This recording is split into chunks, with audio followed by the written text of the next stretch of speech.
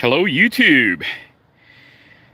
All right, as promised, I am doing a live update just to show you guys, those of you who are in the path of Hurricane Delta, how the system can be used with the inverter to generate 120 volt power.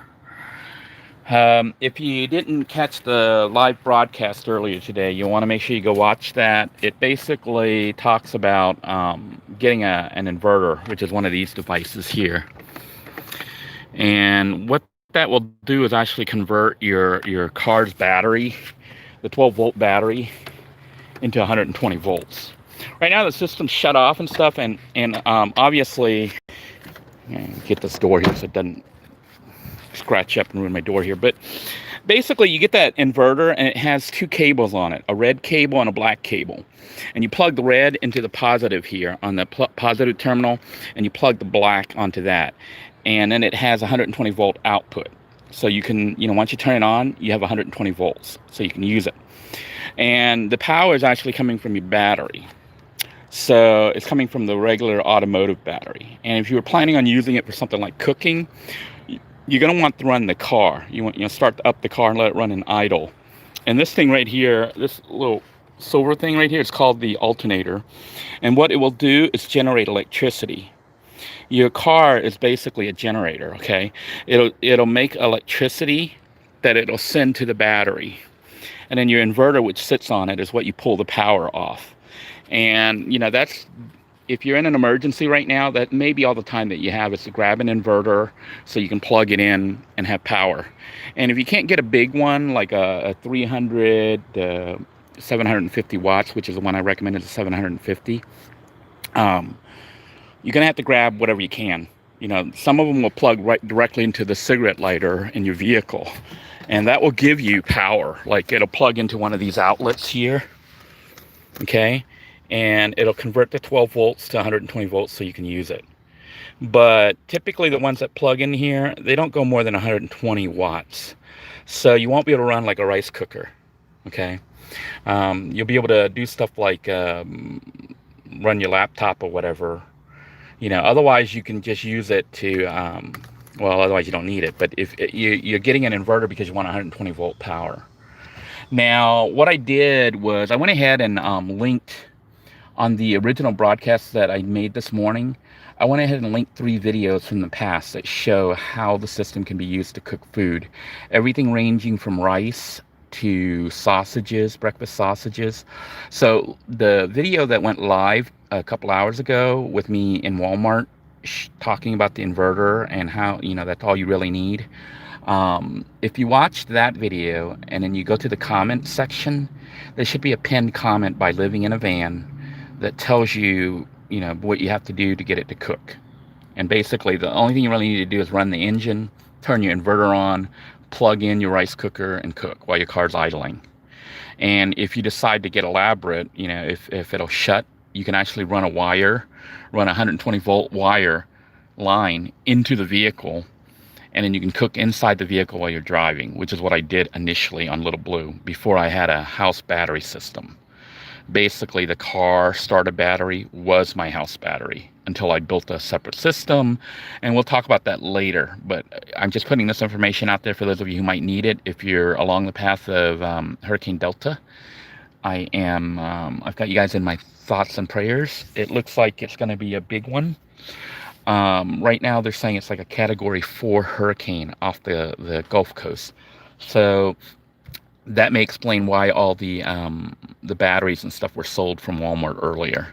Even though we're on the east coast of Central Florida, that's where I am, hurricanes are unpredictable. They can go anywhere. Right now it's projected to make landfall around Louisiana. So it can be anywhere from Louisiana all the way to Florida to Texas, okay? So if you're along the path and you don't have power, or you know that you're going to lose power, go to the store, whether it be Walmart or automotive stores, because Walmart may be all sold out, but any department store, sporting goods store, and look for what's called a power inverter. It'll convert 12 volts to 120 volts, and hopefully you'll have a running car. Put lots of gasoline in the car before the hurricane hits, and you might want to get a couple extra containers of gas. Put them in, approved gas containers, because your car is your means of escape. But if you're stuck there, it's also a generator that can make electricity, and it can do stuff like this. Um, just showing you right now, the car is off, but the system is on, and you can see I have a TV with the game running. This is a game system. I'm in the middle of building out this micro camper, which is probably my most ambitious build because it's got a lot of challenges. It's a very small vehicle. But I put out the emergency information. Hopefully, you know, to stockpile battery, you know, get a huge automotive battery. That's what I've got in here. But this isn't my battery. This is actually a spare battery bank, which I'll talk about later on the actual build when I give the tour. But just wanted to give you guys a quick preview of what, you know, what the vehicle's going to look like and be like.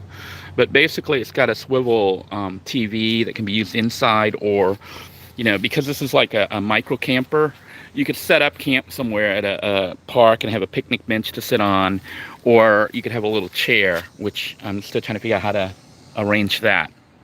But let me go ahead and give you a quick tour, even though it's not anywhere near done. This was basically one day with the building, and I've basically been cannibalizing Little Blue. I don't know if you can see Little Blue is still here. Size-wise reference, just so you know, the car length of the micro camper, the Dodge Vibe, I mean Pontiac Vibe, is like from here to here. That's it. You lose all the space. You lose a whopping 3.5, 4 feet of space. That's how short the micro camper is. So let me show you what it looks like. It is tiny. You can see this one's a 4-door vehicle, and it might look huge here, but it's actually tiny. It's very small. It's basically like a car. Okay, it's halfway between a car and a minivan. So it's smaller than a minivan, and I think in some ways the same size as a car, maybe a little, you know, the only thing that's a little better than a car is it's got more headroom back here. If you want to look at a comparable vehicle, make sure you check out Timothy's channel, MoBang for your bucks. He's got a Toyota Scion, which is almost the same size. His is actually a little bit taller, a little bit bigger, I think, than this one. So this doesn't leave you much room. You know, it's got room up here for a seat for 2 adults. Then back here, it's actually got seating for 2 or 3 more adults. And then it's got a little cargo area. But you can see what I've started to do. It's nowhere near done, and the colors are all mismatched because I'm just putting stuff in there to lay it out. I'm probably going to go cheap. So far, my cost on it, the conversions at this point, has been, I think, $10. It's because I bought this. I bought this this green cooler, which, like, you know, don't you already have coolers? Yeah, but I had to get one that fits. You know, it had to fit the spot right here, and the reason it's fitting here is this is my food pantry. If I have to live in the micro camper, this is where I'll keep food. So this will have frozen food or cold food and drinks like that. This is the kitchenette that's going to be built here, and I'm doing it like this so that you can sit up at the front, you know, and you can drive, because this is going to cook off the inverter.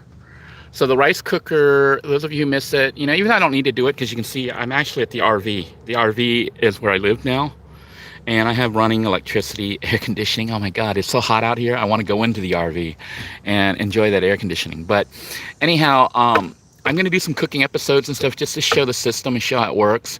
You can cook off electricity using the inverter, okay? And it'll also support cooking with a butane system. You can use butane or propane. If you're going to cook and you're in an emergency situation, it may be good to stock up on a butane stove or a propane stove and some canisters. You know, but make sure when you're cooking with open flames like that, that you have adequate ventilation, because a lot of times after the hurricane, people actually die from carbon monoxide poisoning. So, you know, I can't stress the importance of having a carbon monoxide detector, whether you're in a van, a car, or in your house. You know, in your house, you got to open the windows. You cannot have an open flame with the windows all shut, whether it's a house or a car or a hut or whatever. And it does not hurt if you can afford it. Get a carbon monoxide detector. If you can't afford it, put down in the comments below that you would like a carbon monoxide detector, and we'll see if we can't somehow raise money and get that to you. Okay, so leave the comments down below if you need a carbon monoxide detector, whether you're in a car, a house, whatever, we will get you one. Okay, I think your life is more than $15. But anyhow, This is how the kitchenette's going to be. It's just basically, I'm not doing any elaborate build on this, even though it's going to look pretty fancy. It's going to look really nice, in theory. It's going to have the kitchenette up here so that I can sit and drive and cook and monitor the food.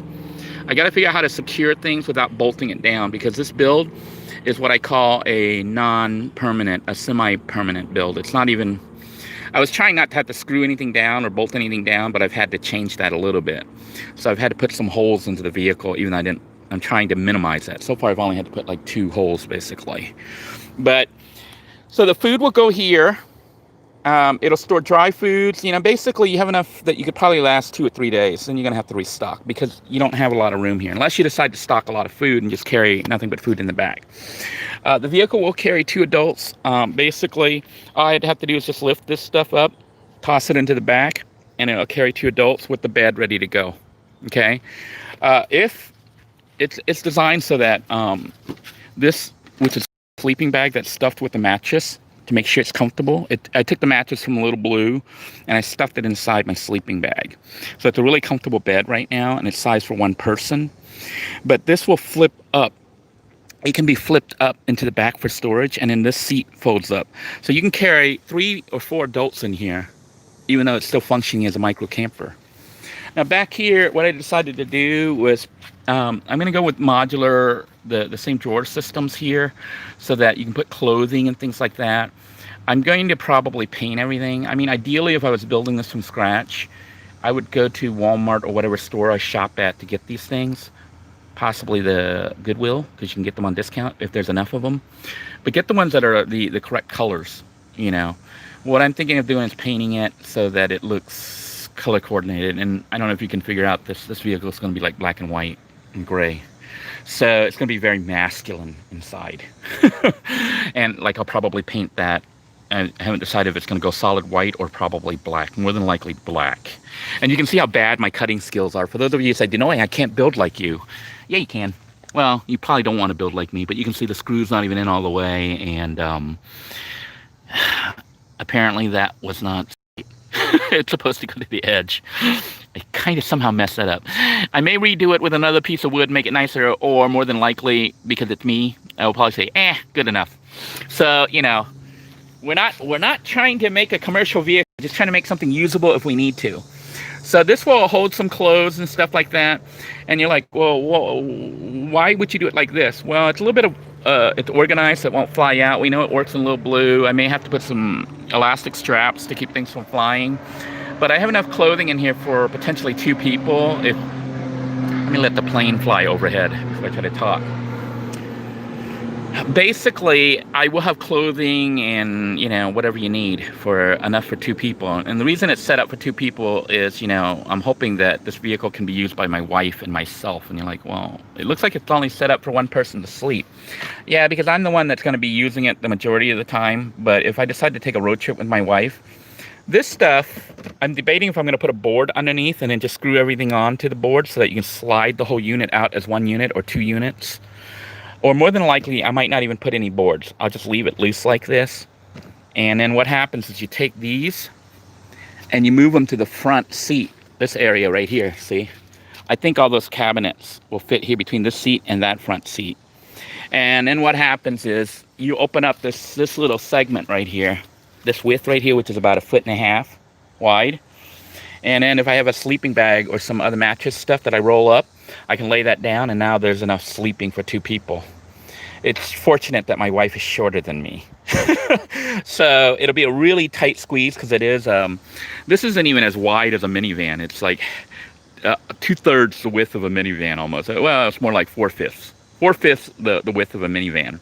So 2 people can sleep in it. Might have to do what's called spooning, you know, where you kind of, you're both in fetal position, one right behind the other person. But I think it'll sleep 2 adults comfortably. And what's cool about it is you can flip the TV. You know, right now it's running video games because I have like 6,000-7,000 games I can play. But it can come back here like that, okay? So, you know, it can tilt this way so you can lay down and watch TV. You can even angle it if you want to. You know, because it's, well, it comes out in angles like that. So So you can twist it and turn it and get a lot of room. The reason it's able to do it like that is if I have my kid back here and they're sitting here on a long road trip, they can actually watch movies and stuff on there or play video games. So it's really functional. It's designed to be versatile, okay? I did it like this because this car or hatchback or whatever you want to call it, crossover vehicle, has to function like a passenger vehicle and carry my kids when I have visitation and stuff. And I wanted to make it so you could remove everything within a few minutes. So you're like, how does this all look elaborate and not really have anything bolted down? Well, here's the secret. Okay, this platform that I built here, I don't have anything bolted to the seat or anything. I made this little thing. And I do need to secure it a little bit more, but it essentially is like almost like a T-shaped thing. It's a board that comes here that allows me to mount this on here. And I'll be mounting other things. Then I have the beam here, which, now this gets a little complicated, which we'll talk about later. But this is a switch that connects the vehicle starter battery to the house battery system. And the house battery is actually hidden under the seat here. Right now I don't have the lid on it because I'm still wiring everything and getting it all set up. But essentially, let me try to take this apart and show you without tearing everything. You can see I have like 12.6 volts right now. I don't know if you can see it says 12.5 on the solar charger, which isn't hooked up right now. It's just hooked up to the battery, so it's reading the battery at 12.5. But this vehicle will support solar charging if need be. Although I will probably not put this up. I will probably leave the solar off unless I'm traveling and going out to the wilderness, you know, out into BLM land or national park, national forest or something, actually doing a road trip. Because when you put this up here, people see the vehicle and know somebody might be living in it. So you lose your stealth factor, okay? And honestly, while I'm driving it around town and using it and seeing my kids again, we probably don't even need the solar. But I'll hook it up and have it ready to go so that if I ever needed it, it'll do it. The solar panel is a Harbor Freight, I think 25 watt.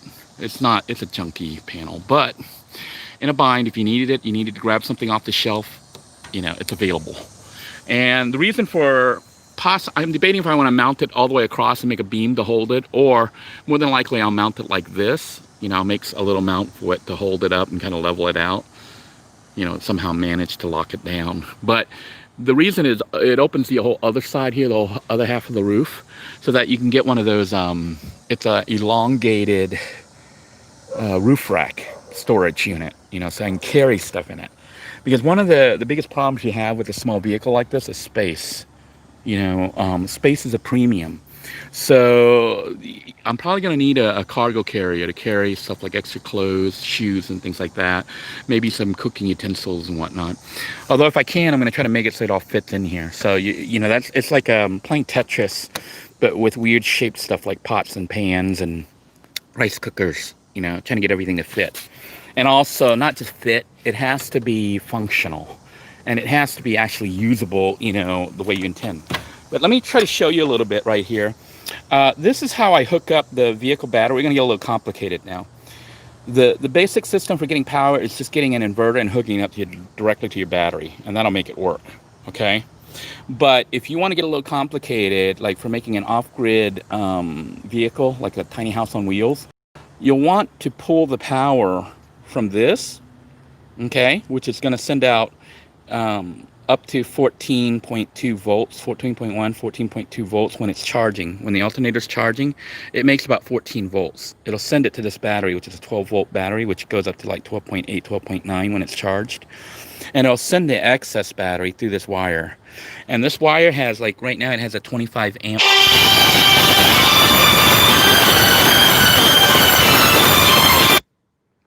Anyhow, it'll send the power through here, and I have the fuse in there just for safety, but I might remove it. I'm probably gonna put a 35 amp fuse in there because 25 tends to blow when I start running rice cooker. It's because it's pulling so much juice from all the batteries. But anyhow, it'll send it through this, to the black line here, which I simply just run. I didn't drill anything. I just ran it through some holes there on the side. I just want to show you how this is wired right now without modifying the vehicle.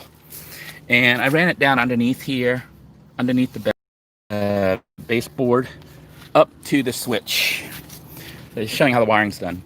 This is a regular house switch. So the line comes in here, and then the switch connects and disconnects. Right now, you can see the switch is off.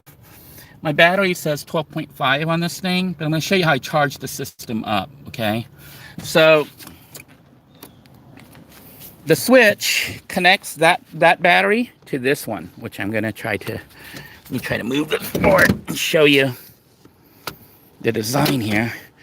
Okay, so the line from the vehicle battery comes up to the switch right here, the switch box, which is the switch. And when I flip it and connect it, it connects that front battery that's under the hood to this battery, which is actually the house battery.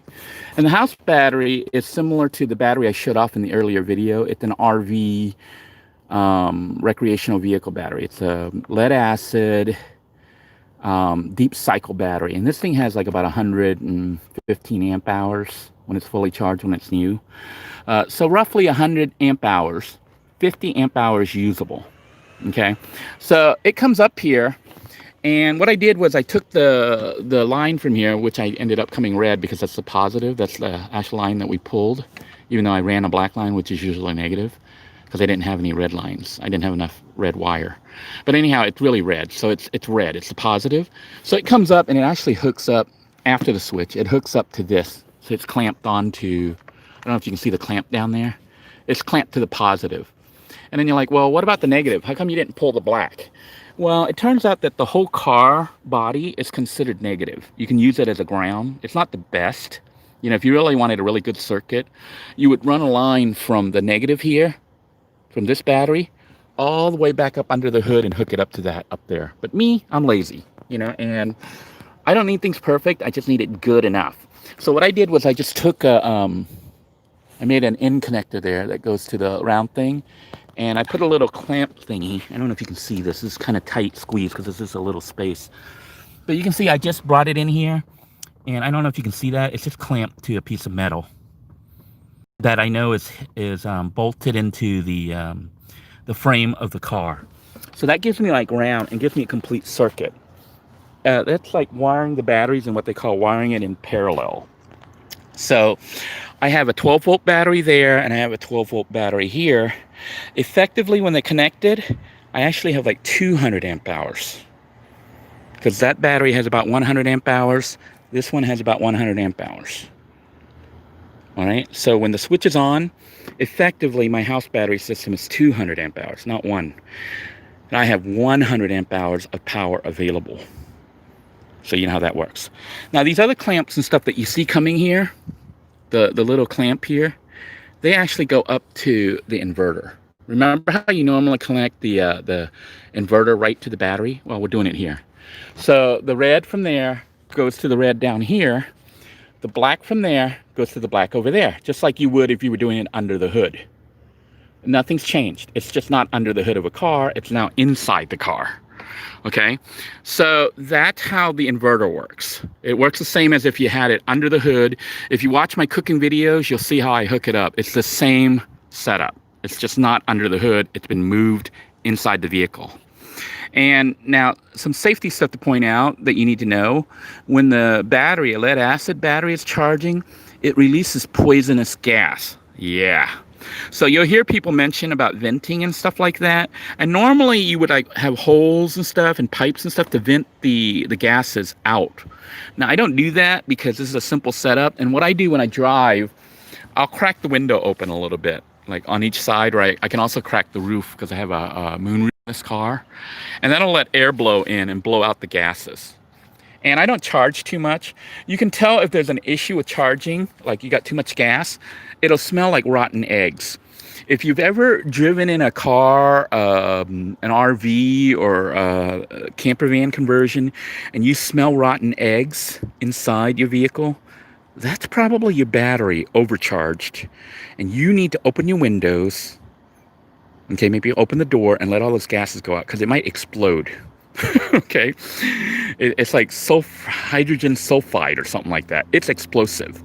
So if you smell rotten eggs inside your car, pull over, open the windows, open the door, let it air out.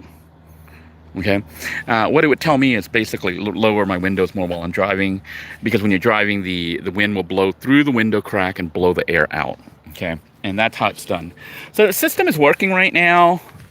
With the 120 volts, I plug it into a multi-plug outlet. And this thing also has USB power coming out, so I can run USB, which I use the USB. I know it gets complicated here, but it really isn't. The USB power I pull from there, and I'm using it to run the game. See, this is that little game thing that has like 5,000 or 6,000 games on it. So it's a little thing. It's the Legends Flashback, which they have lots of different models, different kinds of game units. But basically, that allows me to run this when this is on, because these USB ports don't come on until this is on. And this game unit doesn't need to be on unless the TV's on. And the TV, my TV is not a 12-volt TV. It's a regular house TV that has a 120 volt plug.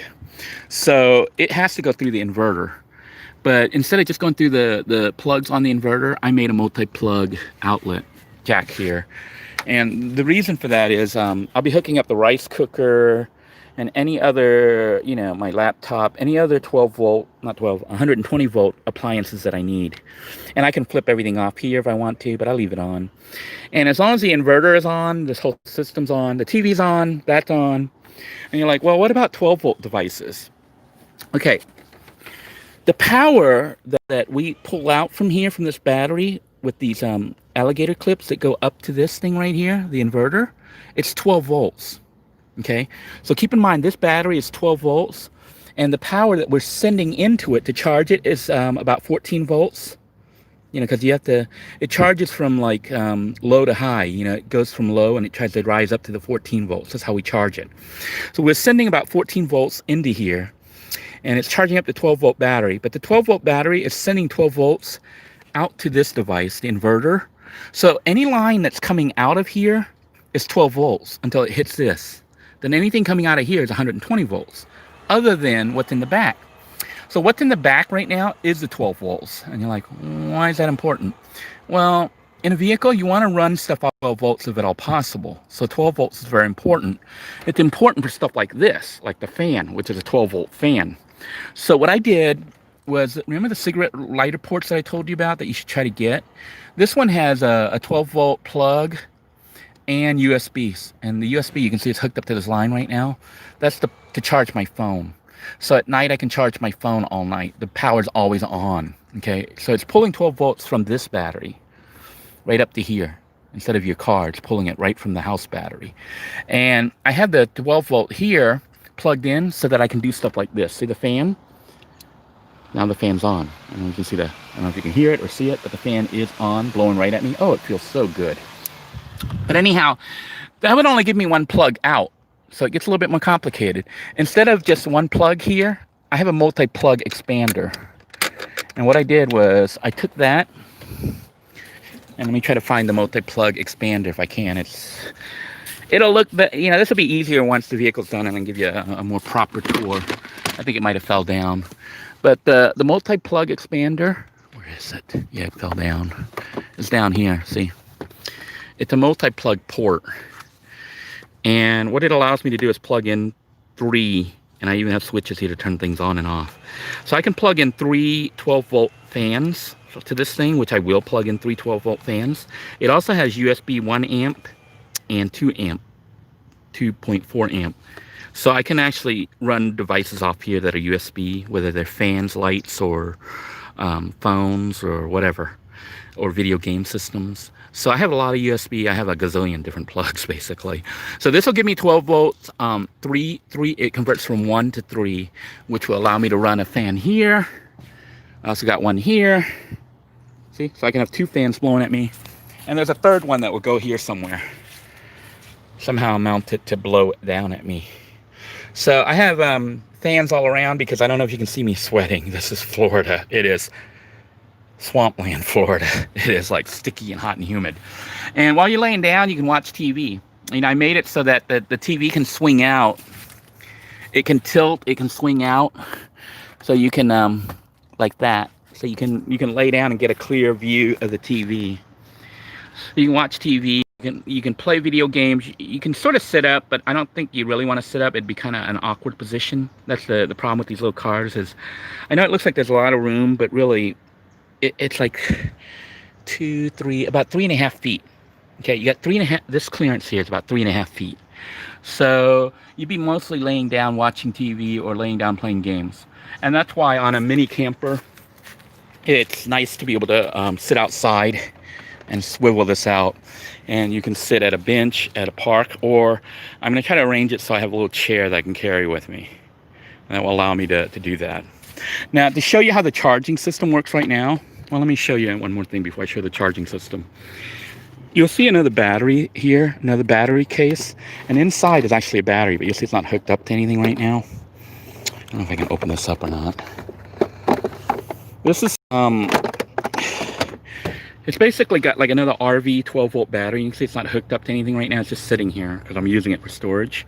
But this is going to be a portable power pack, kind of like the ones you buy at Walmart, but like 5 or 6 times more powerful because it's got a full-size battery instead of a small one.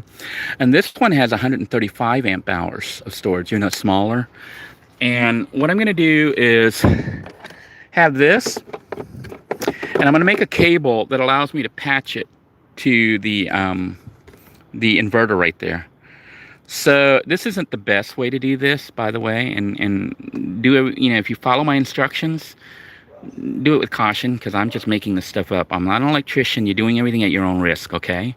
But this isn't really the proper way to wire an electrical system, but it works.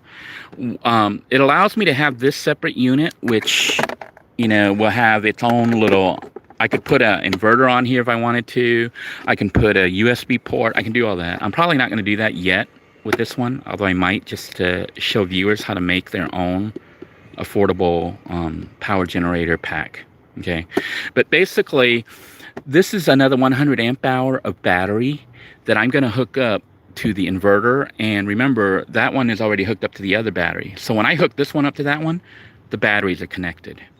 What that means is when I have the switch off right now, once this is hooked up, I'll have 200 amp hours using these 2 batteries. And when I have the switch on, I'll actually have 300 amp hours. And here's how we charge the system up. Let me try to get this going here, and so I can get in. When we start the car up, this is, oh, I gotta get my keys. Remember, the car is basically a generator, and that's what makes it really powerful. Is anybody who has a car can do this. You know, you just need the inverter. And if you decide to build the battery out and do like I did, then you have a tiny house on wheels with its own generator, its own electrical system. So the car is running right now, and I just wanted to show you how, to try to explain how everything's working here. But as the car runs, so the engine's running, the alternator is making electricity right now. So it's generating 14 volts. It's sending it to vehicle battery at 14 volts, 14.1, 14.2, and it's charging this battery up. Excess power is also coming out of here through that line into the back. Down that line there, up to my switch, which is over here. So it's coming to the switch, and it's not connected. So right now, the power on here, I don't know if I can get it to read, it says 12.5, because that's what I have in my storage for my house battery. So my house battery right now has 12.5, okay? And what I'm gonna do when I throw the switch on, if everything's working, see how it jumped up to 12.7, 12.8? It's charging. And see, so 12.9, it charges really fast. I think it's sending like a lot of voltage. I mean, it's sending 14 volts, but I think at high current flow. So it's like charging, look, it already says 13. So a lot of power is coming through. And that's why I say really you don't need a solar panel. But a solar panel can do what's called trickle charging, which means it'll max out your battery. This sends like high voltage, or not high voltage, but like high amps, I think, or current flow, to charge your battery really quick, but it won't charge the battery at 100%. It'll take the battery up to like 80, 90% charge capacity. So right now, see it says 13.3, okay? And there you can see my battery there. It says 13.3 on that, also on the inverter. I know you can't read it, but the system is charging up right now. So if I notice my power is running low, I could start the car up and run it for like 10-15 minutes and the system will charge back up. I don't know if that explains it clearly enough, but essentially your car is a power plant. It's a generator. And you're generating with the alternator, you're storing it in all your batteries. And right now I have 2 batteries hooked up. Eventually I'll have 3. So I have 300 amp hours of battery power. Because they're lead acid, I only really have 150 usable, because you only use half of the capacity on a lead acid battery like what I have. So that's pretty much it. And you know, I hope that was clear.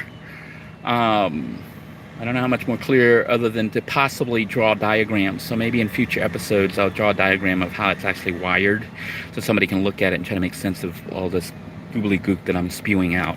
But essentially the flow comes through right now because I have the switch on. The house battery is connected to the vehicle battery. Vehicle battery is charging, house battery is charging. If I turn it off, this is going to start to drop back down, because even though it says 13.2, the battery is not charged yet. That's what's flowing through the system to charge the battery. Remember, the battery is at 12.5, so it's charging up. It's charging up towards when it's fully charged on the system. The alternator on this thing is so good, it actually goes up to 14.1, which is kind of overcharged. But the battery will drain back down, and a fully charged 12 volt battery on this system here is about 12.8, 12.9 is what it say when it's fully charged. So if it says more than that, like 13.1, it's overcharged. But it's not really overcharged because it's sending that right now through the system to charge the battery up. So I can pretty much run this all, you know, like this and use it, you know, when I'm like parked somewhere. The other thing that's interesting about it is, see, while I'm driving, the car is making this electricity. So that's why you're going to see some more driving and cooking episodes, just to show off the system and you know, show people who never bothered to go look at the original videos from 3 years ago. Because all the stuff that I'm doing now is stuff I did 3 years ago when I had to cook and drive and travel and stuff. But basically, you'll hook up the rice cooker to here, which runs off 120 volts, okay? And you throw the switch on. So the battery is charging while you're driving, because the rice cooker uses a lot of power. And it'll cook right here. I'll be able to sit here. Seat's all messed up right now because I crunched everything, but I'll be able to drive somewhere and the rice cooker will cook in about 15-20 minutes. So if I'm going on a trip that's like 30 minutes to an hour, I can cook the rice. And then I'm going to try to make the system so I can put 2 bowls here so I can have the rice cook, and afterwards I can cook steak or ribs or whatever I want to eat with the rice. But most of the time, to be honest, if you're like urban stealth camping, you know, you're not going to really want to cook 2 things unless you're driving really far. You're probably going to want to cook rice to eat with something like rotisserie chicken or some kind of meat that you bought from the store already pre-cooked. You know, the rice is the filler that makes it so that your $4 or $5 meat that you bought will fill you up with the rice. You know, it's like a full-blown real meal. You can even have salad and other stuff on the side if you want that. But just for the YouTube channel and to show people what is possible, I will put together the playlist that shows previous cooking episodes where I cooked using the inverter in the car, you know, in the van. It won't be this vehicle, but I may do some more just for, you know, testing the system out and for old time's sake, just to show people who don't bother looking at old videos. Even though, I'll be honest, I think my old videos, the original build and me living in it, because those weren't staged, you get to see how the system works, what went right, what works, what doesn't work. Of course, watching these new videos, you know, 3 years into the process, you get to avoid a lot of the problems, like, you know, knowing how much power you actually need for the battery storage and stuff, so that you don't destroy your house battery. So we'll talk a little bit more about that in future episodes. Hopefully the next time you see this mini camper, it'll be done, or mostly done. It'll look a little nicer. It'll be more color matched. You may see even some more technology packed in here.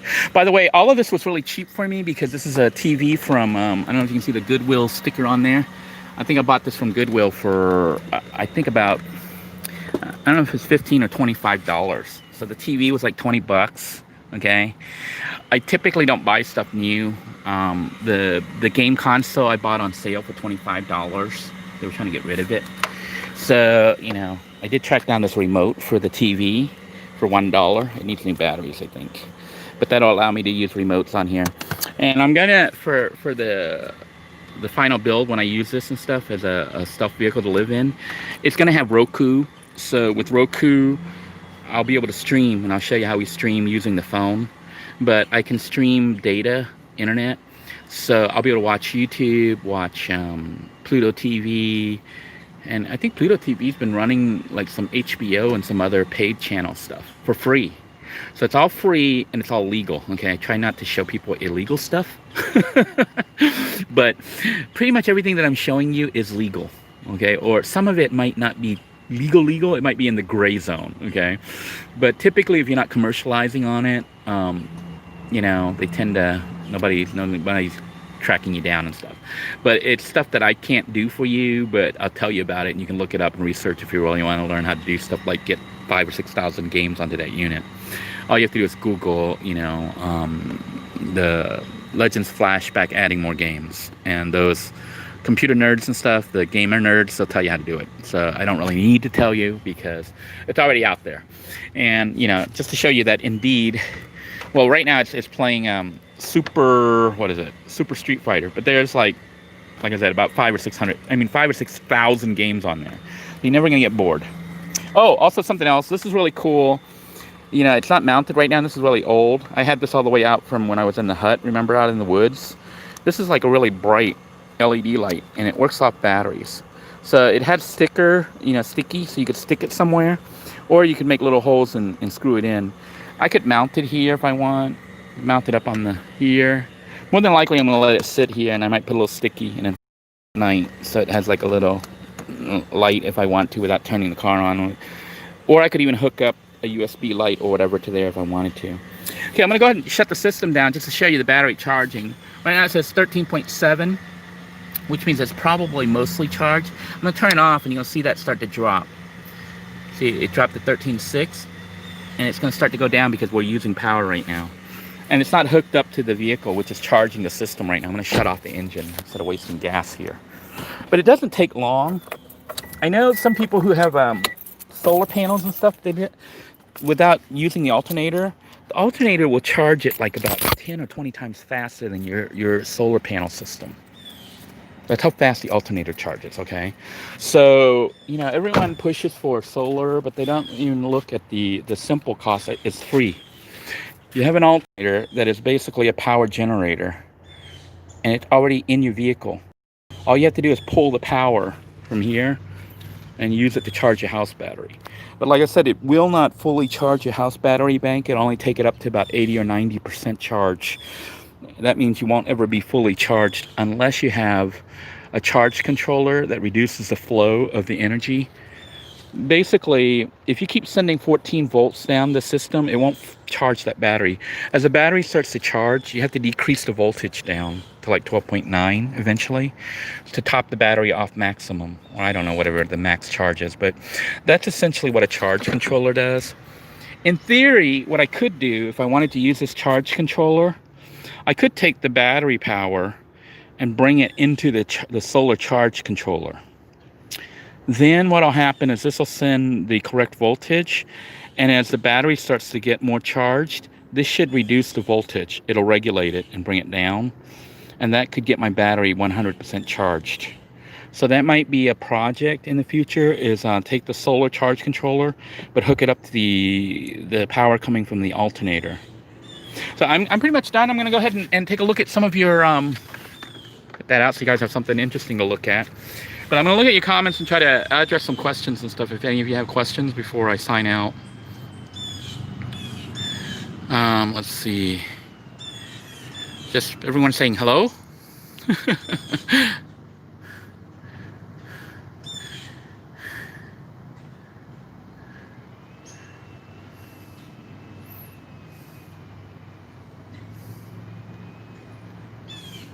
Kira wants to throw in Chinese sausage to cook the rice and flavor it. Okay. All right, I am going to go ahead and sign out. I hope you guys found this video informational, if not entertaining. Hopefully, those of you who are going to be needing power potentially along the path of Hurricane Delta will be able to take advantage of some of this information for converting 12 volts to 120 volts, able to have off-grid power systems so that, you know, in your vehicle, because your vehicle's a generator, so that if the power does go down, you'll be able to at least run lights and possibly cook food using electricity. You can run, or at least a rice cooker. But make sure the rice cooker you get is a small one that runs on 300 watts, not the 800 or 1200 watt one. Unless your inverter is that big. But then, then you run into issues with the battery having not enough charge. Might not charge fast enough. So I recommend 300 because that's a good compromise. It's enough to cook a meal for 2 or 3 people at a time. Okay, so until next time, everyone, take care. God bless you all. Please stay safe and look forward to the finished van build or stealth micro camper build soon. Hopefully my vision will be true and it'll actually look halfway decent. Take care, everybody. Bye-bye now. Hey, greetings from Malta.